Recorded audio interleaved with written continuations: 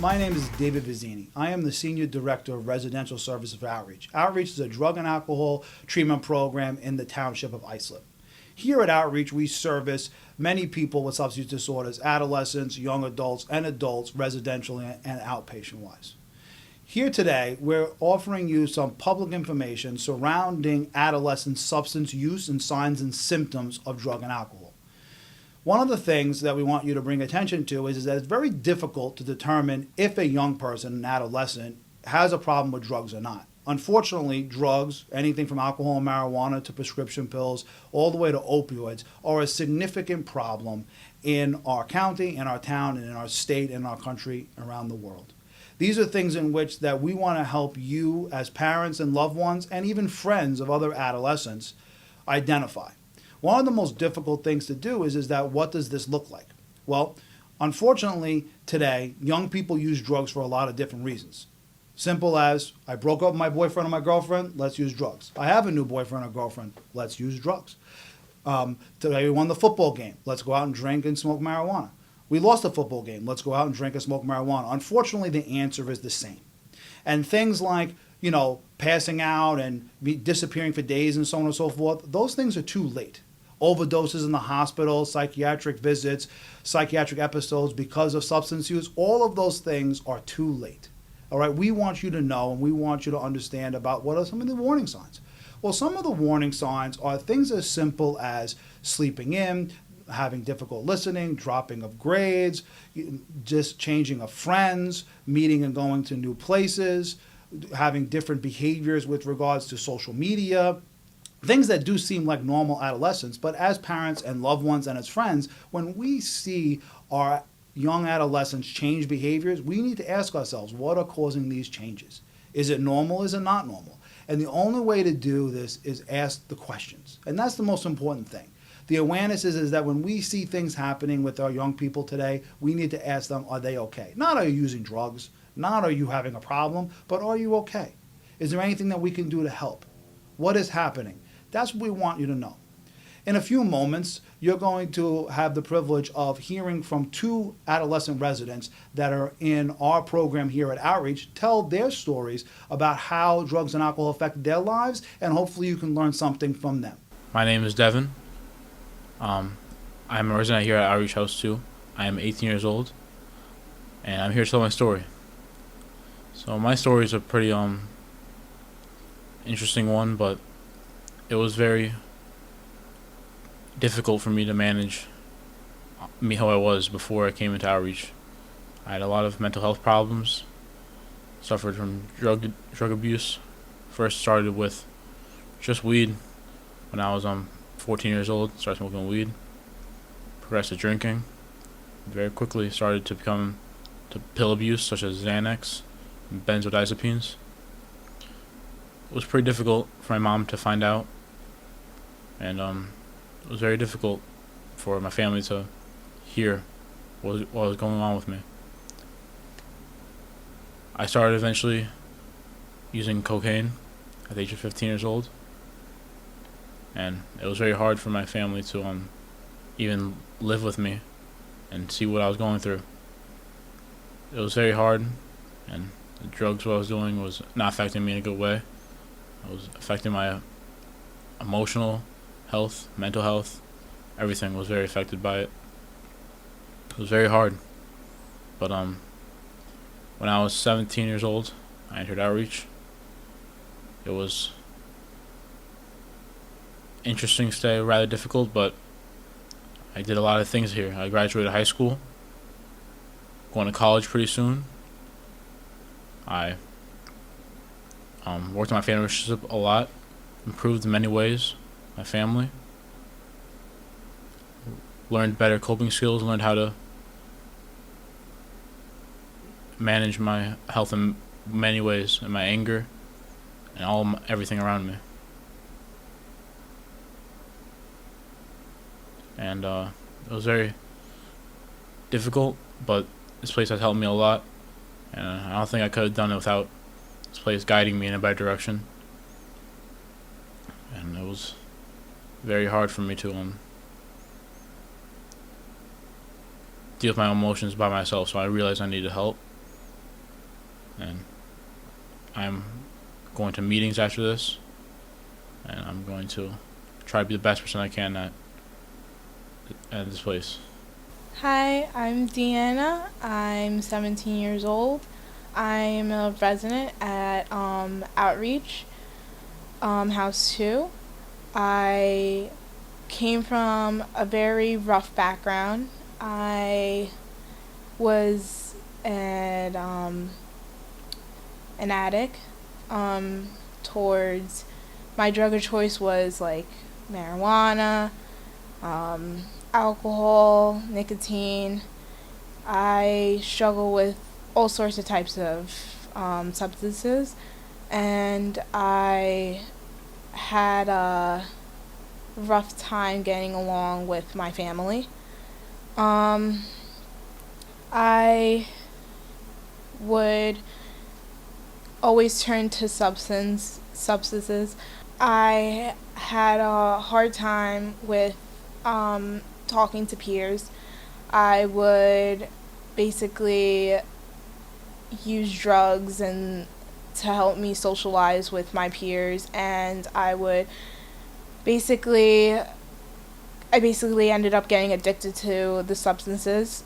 One night I almost harmed one of my family members, and I was very, very lost and very distraught, but I ended up becoming a resident at Outreach House 2, and I basically learned so many things, as in like coping skills, managing my emotions, not being sneaky, not being devious, and learning to just be honest, consistent.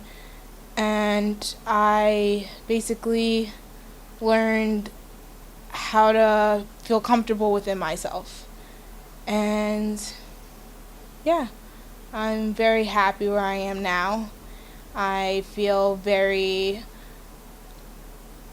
very almost like powerful that I am here sitting in this chair today, because I was going down a really rough path, and now I'm heading towards the right one. I want to go to school next door, get my KSAC, and actually come back and work here to help others that were struggling where I was at. And yeah, I'm very happy today. So I want to thank Devin and Diana for speaking and sharing their story. It takes a lot of strength and courage for these young people to share this, but they shared this because they want you to be aware. They want you to know what it's like. Living in the town, living in the county, living in the state, living in the country, as a young person, it is very, very difficult. And it takes a lot of strength and courage for them to come and share their stories, and I hope that you take strength and courage with the information they've shared with you to empower you to make better decisions with regards to either changing your substance use or talking to an adolescent or a young person that you know that might be struggling. If you need help with anything related to substance use with adolescents, young adults, or adults, please feel free to reach out to Outreach. We are here to help. Thank you. In celebration of opiate awareness, the town of Islip has decided to go purple for the month of September. On August 31st, yes, is a National Overdose Awareness Day, and September is National Addiction Awareness Month. Unfortunately, the town of Islip is not immune to this. Let's take a moment to look at our history. Since the 1800s, we have been a focus of mental health care. The state hospital in Islip was one of the largest hospitals in the United States, and together with Pilgrim Hospital was the largest hospital in the world. We also can't forget that just a few miles outside of the town of Islip, about 9 years ago at the Medford Chemist, 3 crazed opiate-addicted individuals murdered 3 people who worked at the pharmacy and brought us to national attention. So what is an opiate? An opiate is a pain medication designed to decrease the sensation of pain, but it also has a very strong effect on the body's drive to breathe.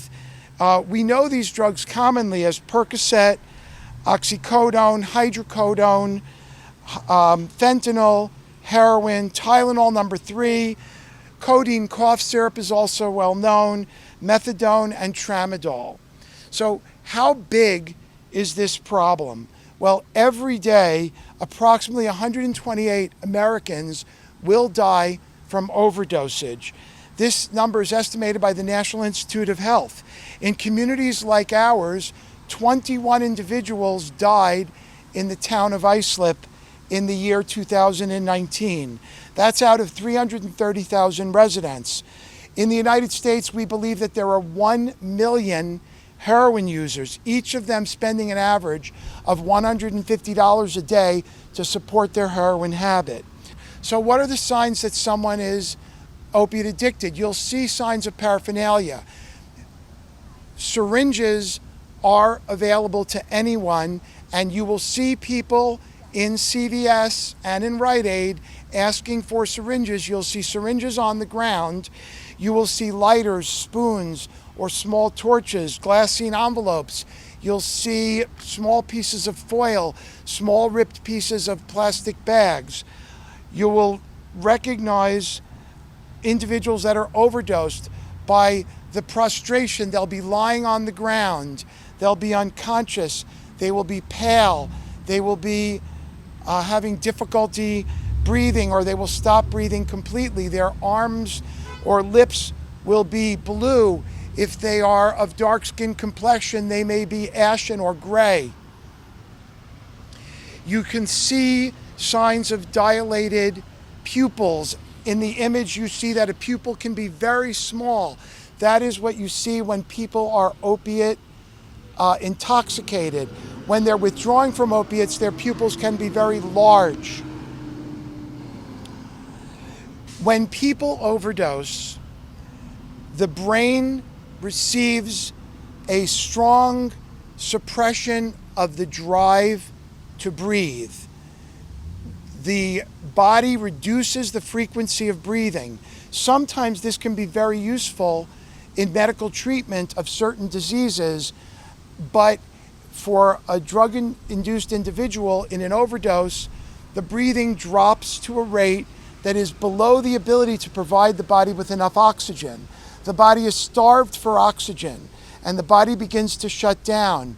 Things like strokes in the brain, heart attacks, kidney function reduces. Eventually, the person stops breathing entirely and then dies. You see famous images, including a couple who are overdosing with their child in the back, and the police has found them in their car. In our hospital, we find many individuals who are found overdosing in their car by the police. So why is this drug so dangerous? It is rapidly addictive. Only with a small number of usings you develop a craving to remain and to use on the drug, because the high is very intense, and the people that enjoy this drug don't want to give up that feeling of euphoria that they experience, of the dissociation from their health, from their lives, from their brain. But the drug has a very synergistic effect on suppressing respiration with a lot of other drugs of abuse. People find that their drugs are mixed with fentanyl. Fentanyl, together with heroin, dramatically reduces the drive to breathe. People that become addicted to opiates may begin by taking Percocets or hydrocodone, but their desire to continue their high drives them to heroin. Oxycodone pills can cost as much as $30 or $40 a pill. If you have a need to take 3 or 4 or 5 a day, you will find that using heroin is much cheaper. You may start using heroin by snorting it, but eventually you'll find that that doesn't give you the high that you want, so you will choose to inject it to save money. Once you inject heroin, what is it that you're actually doing? What are you injecting into your body? Heroin is cut with agents. Fentanyl is the most famous, but it's also cut with baking soda, sucrose, lactulose, starch, but also with dangerous products such as talcum powder. Now, talcum powder is actually ground up rocks. Do you really think that the body has a way of processing ground up rocks once you inject them into the bloodstream? Also, all of these products, all of these illicit drugs are unclean. They are filled with bacteria. So you are repeatedly injecting bacteria into your body, and that bacteria lodges in places and starts to grow. There's an image of abscesses that includes skin abscesses. In the site of injection, people develop tracts or boils or giant pimples. They also develop sepsis, which is bacteria flowing through the entire body. But those bacteria often lodge in the heart, in the valves, which is a very sensitive area, and the valves of the heart get destroyed, and people develop heart failure and must undergo heart surgery in order to survive. Heart surgery means that your chest is split open, your heart is split open, your heart is stopped, an artificial valve is put in. That artificial valve becomes very prone to infection, and any future use of drugs ends up being fatal at that point.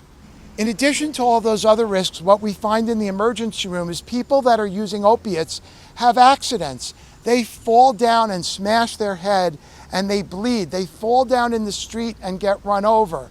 They drive their cars and crash their cars. Accident proneness is a major risk of all drug use. Coronavirus is much more common in people that are heavy drug users. Their drug use predisposes them, and people that are heavily using drugs are unlikely to be using social distancing measures. So many of these people come into the emergency room. We get them sobered up. We talk to them about their problems. Their families often come in and say, they must be crazy to be doing this. They must be suicidal. And when you sit and talk to the people, you find that different people have different motivations for using. But most people understand what they're doing, and they understand exactly what the risks are. But the drug has such a strong pull and control on them that they are willing to risk their life to continue to use. In the mental health system in New York, we are allowed to commit people who are a danger because of mental illness. But if someone understands what they're doing, they cannot be forced into drug treatment. Drug treatment is voluntary, and there are many good drug treatments in our vicinity that have availability for use. I want everyone to understand there are social consequences to using drugs. People lose their families, they lose their friends, they lose their ability to earn money, yet their need for money grows. So therefore they get involved in criminality. Robbery, burglary, selling drugs, prostitution are strongly linked to IV heroin use. The police know about this. They are trying to control drug use, but if there's a giant bust of a large amount of drug, then the price of the drug grows up, and therefore very often the crime sprees follow because people need more drugs, or a whole new group of people go in. And I want to remind drug users that you are supporting an entire criminal system that begins in Afghanistan or Mexico and continues with gangs and illegal organized crime in the United States that is a danger to all of us and to the police. The medical system, including the police, paramedics, doctors, and even individuals, can resuscitate people if they arrive early enough. They can administer Narcan. Narcan is a very strong blocker of opiates. It completely reverses the effects of opiates if you can get it into the system early enough that people can become awake and aroused again. In the hospital, we often use IV Narcan, and we can bring people from literally dead back to life, agitated, angry, aggressive, and yelling at us, why did we ruin their high? And very often when they become alert, they become violent, and we've been having to deal with that in the hospital, and so do the paramedics and the police. So in medicine, we do have things we can do for people. There are all types of detoxes and rehabs. As a psychiatrist, I have access to enter people into methadone treatment. Methadone is a drug that is an opiate, but it is something that replaces heroin. It generally supplants heroin, and people do not have a need or a desire to use heroin when they're on methadone. There is a large clinic in Hauppauge that has availability. You can go to that clinic. You can get methadone. You have to go 5 or 6 days a week, but they will prescribe it, administer it. You will get it there, and you won't have to use dirty drugs. You won't have to commit crimes to get drugs. You won't have to deal with illegal interactions to obtain your drugs. We can prescribe Suboxone. Suboxone is both a blocker and an opiate at the same time. Suboxone you can get almost a month at a time. If you take Suboxone, you don't withdraw. You don't need to buy other drugs, and it again supplants the need for using heroin. We also have a drug called Vivitrol or Revia. That is a injection that you can take once a month if you are sober.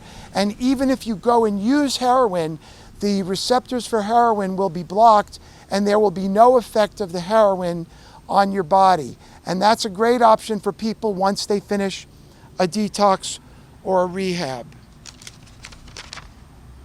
So what can you do now to help? I would get you all to understand that your expectations for obtaining opiates from doctors is now different. You should only receive opiates if other pain medications are not able to control your pain. You should not expect to get chronic opiates even if your pain is severe. You should clear out your medicine chest and go to some of those programs that the town sponsors where you can turn in your drugs.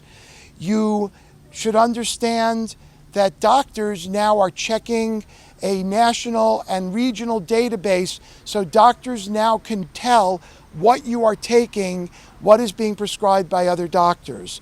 You should obtain and learn how to use Narcan, and you should go onto the Town of Islip website, the National Overdose Awareness Day website, SAMHSA, which is the federal government's substance abuse website that will give you information. You should understand the difference between helping and enabling. Help drug addicts.